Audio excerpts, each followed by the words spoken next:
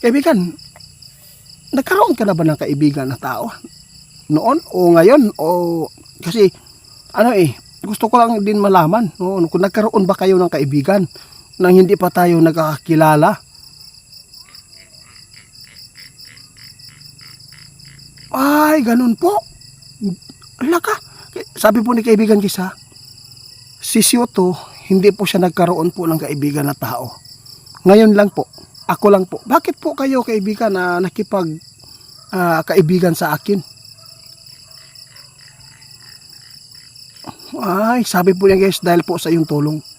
No, nagkaroon tayo ng ugnayan ngayon dahil po sa tulong mo na kung anong ginawa po na makukulam sa amin na meron siyang ginamit na duwinding masama na itinakwil po doon sa kaharian namin. Ito po yung sabi niya guys. Pero yung tatay po niya guys, nagkaroon po daw ng kaibigan na tao. Pwede ko bang malaman kaibigan? Okay lang po ba? Na ipaabot natin sa social media? Sige po. Ikaw na tatanungin ko ha. Kahit wala si tatay mo, okay lang ba kay tatay mo kung i-open natin sa iyo? Di ba gagalit? Sige. Ito yung katanungan ko.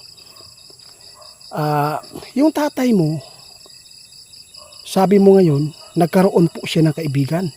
Tulad ko ba na mahihirap o ano po ang status ng kanilang buhay? Hala ka? Totoo yan kaibigan? Guys, ito po yung tatay po niya guys, no, nagkaroon po ng kaibigan. Pero patay na. Patay na? Pwede ko bang malaman po kung paano sila nagkakakilala? Ay, sige po. Guys, ang sabi po ni kaibigan ni Syoto, nagkaroon po siya ng kaibigan na tao dahil po ay nagtitiwala sila ng mga duwindi at nagbibigay po daw ng alay. Asan po ba? Taga saan po yung kaibigan po niya kaibigan? Bakit? Sabi po ni Syoto guys itiit baka hindi ka maniwala. Hindi, maniwala po ako kaibigan kasi kayo po ang nagsasabi, duwindi po kayo eh. Wala pong ano man yan. Pwede kong malaman sino po sila. Totoo yan kaibigan. Guys, grabe, hindi ako makapaniwala nito guys. Kayo na lang po bahala maghusga. Sabi po niya guys, yung tatay po ni Syoto, meron po. Grabe na to guys, hindi ko makapaniwala talaga. Nagkaroon po yung tatay po niya ng kaibigan na si Ferdinand Marcos pa. Kaibigan, please naman wag mo akong lukuhin po. Totoo daw talaga guys. Bakit? Grabe, kaibigan, bakit po si Ferdinand Marcos pa yung kaibigan ng tatay mo?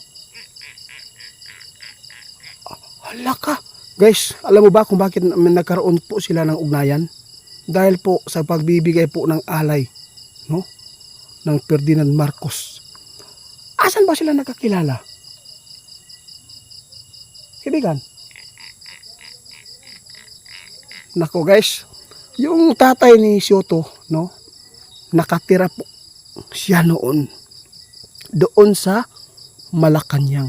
Meron po daw doong malaking akasya na doon po talaga nagbibigay ng alay po ng Ferdinand Marcos noon daw doon. Kaibigan, parang masasabi ko napakaliit pala yung mundo. Ito yung katanungan ko bakit po nagkaroon po sila ng ugnayan? Balikan ko guys, bakit po nagkaroon sila ng ugnayan na nagiging kaibigan sila? Ano po ang nakikita po ng tatay mo kay Ferdinand? Grabe. Sabi po ng ating kaibigan guys, no? Sabi po niya, depende man po yung duwindi guys. Kung sino po yung gusto nila na puntahan, na gusto nilang kaibiganin na tao na tulad natin, no?